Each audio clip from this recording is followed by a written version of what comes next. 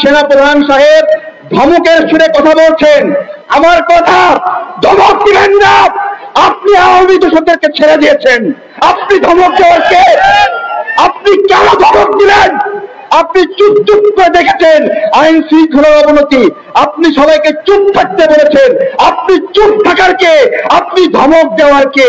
আমার জিজ্ঞাসা, আমরা এই জিজ্ঞাসা করছি গুম হওয়ার পরিবারের অংশ হিসেবে, নিজে গুম হয়েছি সেই অংশ হিসেবে। আমার বাড়িতে আমার গুমের সঙ্গে জড়িত ব্যক্তি গিয়ে আমার কাছে ক্ষমা চায়। আমার কথা, আমাকে গুম করেছে, আমি ও আমার কাছে ক্ষমা চাইতে যাই, ওই পর্যন্ত যাওয়ার সাহস পায় কিভাবে যায়?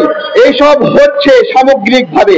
আমাদের স্পষ্ট কথা, আমরা এই গণঅভ্যুত্থানের পরে আমরা এমন একটা গভর্নমেন্ট চাই যে গভর্নমেন্ট সত্যিকার অর্থে আওয়ামী লীগকে শত্রু মনে করে, যে আওয়ামী লীগকে শত্রু মনে করবে কেবলমাত্র সেই আওয়ামী ফ্যাসিবাদের শিকড় তুলে ফেলতে পারবে।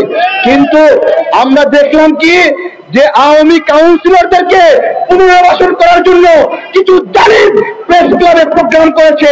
নির্লজ্জের দল আমাদের শহীদদের সঙ্গে বেইমানি করে আওয়ামী লীগের কাউন্সিলরদেরকে পুনর্বাসনের চেষ্টা করেছে।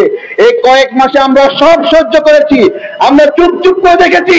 আমাদের আহত ভাইরা এখানে এসে প্রোগ্রাম করে, আমাদের কাছে খবর আছে, আমরা দেখেছি যারা স্প্লিন্টার ঢুকেছে ওদের শরীরের আবার বলে ঢুকেছে, স্প্লিন্টার ঢুকেছে।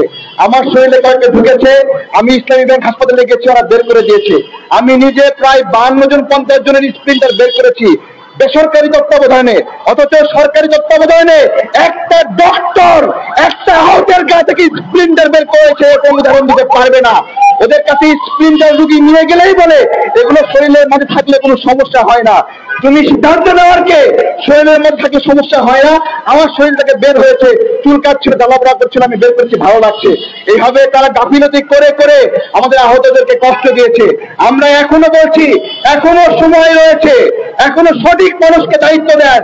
সঠিক মানুষকে দায়িত্ব না দিলে আমাদের গণ অভ্যুত্থান ব্যর্থ হয়ে যাচ্ছে।